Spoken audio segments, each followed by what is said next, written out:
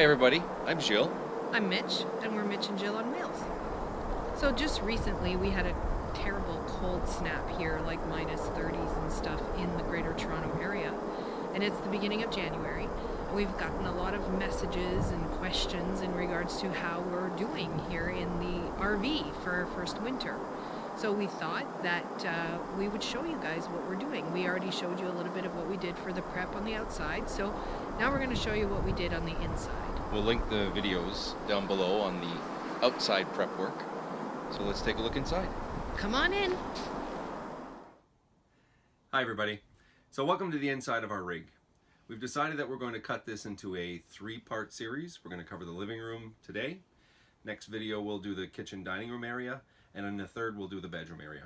There's enough information in each there to basically fill up a video. So the first thing I want to mention for the upstairs living room is the fireplace. So this electric fireplace kind of tops up where the furnace may be lacking in keeping the room at a comfortable level. This is normally set at about between 20 and 23 degrees Celsius, depending on the outside conditions during the daytime. And during the evenings, we usually turn it down to about 16 or 18. So that's kind of how we've been using our electric fireplace up here. As some of you may or may not know, electric heat is quite dry versus the propane forced air furnace. So I'll touch a little bit about that when I get into the kitchen. But basically, humidity, moisture is something to watch out for in RVs because it can create problems for you. So again, I've got something that we'll touch on in the kitchen on how we monitor those levels. But what we've done here up in the main living area, in order to help keep the windows clear, air circulation is a must. Now when the temperatures dipped below minus 20 Celsius, we did notice that there was about a 1-inch strip of frost that had developed in behind the couch. Now we only discovered that because we had guests and we pulled the couch out for them to sleep on, and that's when we noticed it. So the issue with that is air circulation. So one of the things we've done once we hit the colder temperatures, I'll take you over here and give you a look. So I added these spacers here in behind the couch to basically create a gap, and I have this fan here that I normally run on high, which helps with air circulation in behind the couch. The other thing that I've added, so we've added a dehumidifier as well. This is just a granular type. Once it's full, it'll turn colors. We plug it in to recharge it.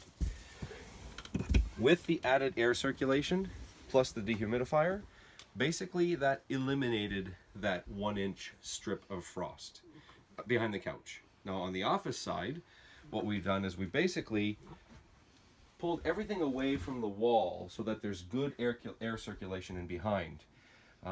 This frost, that 1-inch strip of frost, we only noticed it happening at night when the temperatures drop, the sun goes down. So the fan is kept behind the couch blowing on high all night. And then during the day, what I'll do is I'll take the fan out and I'll put it up here on the fireplace, or have it somewhere up top where it's helping to circulate the air in the upper cavity. So what that does is basically keeps the windows clear. When we're not circulating air on colder days, we will notice some accumulation of frost on the windows. Now, the window frames are metal, so if there is condensation that builds up and then eventually melts, there are actually drip ports in the windows to allow for that moisture and that condensation to run outside. And I know that's working because on the real cold days, I can actually see icicles outside of the coach, the rig, where those drip ports are. The other thing we've done is there are a couple of smaller windows up here that we added insulation on. So this is just to help eliminate that feeling of the cold air around the windows. There's another one beside the couch that really it helped a lot for comfort in the evenings when we were sitting down watching TV. We do have heated captain's chairs, I guess you would call them, which helps with our comfort, but that little extra insulation on these smaller windows has worked out really well for us. I think that about covers it for up here. So if you have any comments, please write them below.